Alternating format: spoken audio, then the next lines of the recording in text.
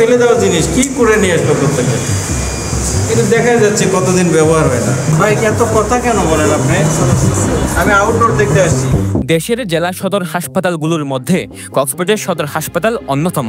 করোনার সময় যা সারা দেশে আলোচিত ছিল, পরিষ্কার পরিচ্ছন্নতা, চিকিৎসকদের উপস্থিতি, বাড়তি সেবাসহ প্রায় সব ক্ষেত্রে ছিল অনন্য।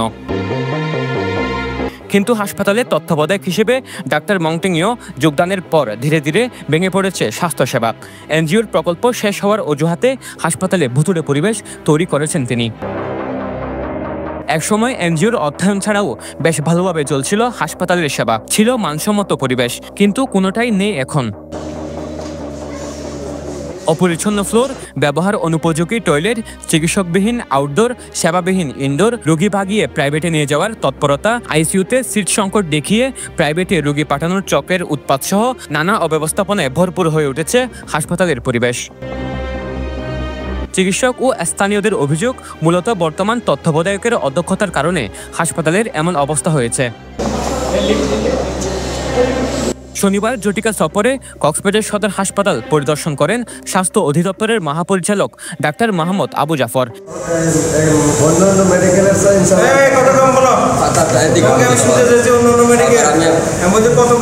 এ সময় তিনি চরম অব্যবস্থাপনা দেখে ক্ষোভ ঝাড়েন কর্মকর্তাদের উপর।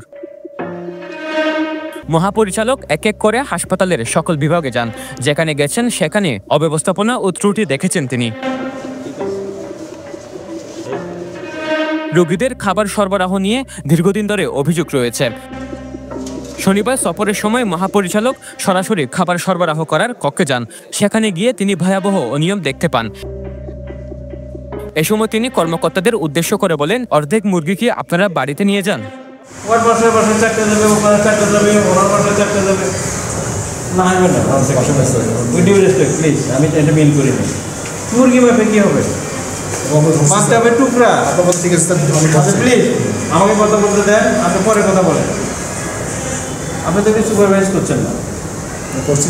কি করছেন? আমি তো দেখতেছি না সুপারভাইজ করছেন।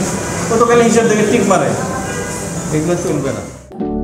সমুদ্রের গর্জনে ভিন্ন স্বাদের সামুদ্রিক খাবারের ভরপুর আয়োজন উপভোগ করতে আজই চলে আসুন প্যাসিফিক বিচ লাউঞ্জ ক্যাফে কক্সবাজারে।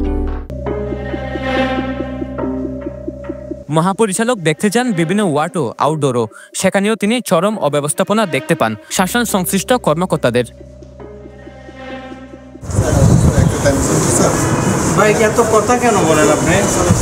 আমি আউটডোর দেখতে আসছি, সবাই তো এখানে আউটডোর সাইডে ভিড় করার কোনো দরকার নাই। আমি তো অন্য জায়গায় যাইনি, আমি তো আউটডোর দেখতে আসছি।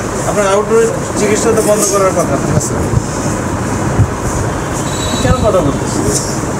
আমার সকালবেলা আসার ইচ্ছে ছিল, রাতে আসার ইচ্ছে ছিল, তো আমি পারিনি, অন টাইমে আসছি, ঠিক আছে। তো আমি তো আউটডোরে এসেছি। আউটডোরের ডাক্তার আপনি ওখানে জমায়েত করবেন কেন? আমি কি জমায়েত করতে বলছি? এনজিওর প্রকল্প শেষ হয়ে যাওয়ায় বর্তমানে ডাক্তার, নার্স ও অন্যান্য স্টাফ সংকটে ভুগছে সদর হাসপাতাল। দীর্ঘ 1 বছরের কাছাকাছি এই সংকট চললেও কোনো সমাধান বের হয়নি। শনিবারের সফরেও গণমাধ্যমে কোনো আশার বাণী শোনাতে পারেননি মহাপরিচালক। ফলে চিকিৎসা সেবা নিয়ে কক্সবাজারবাসী ভোগান্তি এখনই শেষ হচ্ছে না। ডাক্তার সংকটের কথা বলছেন, এনজিওদের সাপোর্ট, এগুলো অ্যাকচুয়ালি আমাদের অধিদপ্তরে আপনি জানেন অপারেশন প্ল্যান বলে একটা কথা আছে, মানে ওপি বলে এটাকে। এগুলো অ্যাকচুয়ালি ডেভেলপমেন্টের খাতে বৈদেশিক সাহায্যে চলে। তো এই বিষয়টা অ্যাকচুয়ালি বন্ধ হওয়ার জন্য সর্বক্ষেত্রে বিষয়টার প্রভাব পড়েছে। এটা নিয়ে তত্ত্বাবধায়ক মংটিংও সাহেবের সঙ্গে আমাদের কথা হয়েছে যে আমরা কিভাবে এটাকে মানটা ধরে রাখার জন্য জনবলের যে ঘাটতিটা হবে সেটা কিভাবে পূরণ করা যায়। এবং এটাও আপনি জানেন 2 দিন আগেও আমাদের স্বাস্থ্য সেবা বিভাগের সচিব মহোদয় এসেছিলেন, উনি সচক্ষে সেগুলো দেখে গেছেন। আমরা চিন্তা ভাবনা আছি এটা কীভাবে সমন্বয় করা যাবে।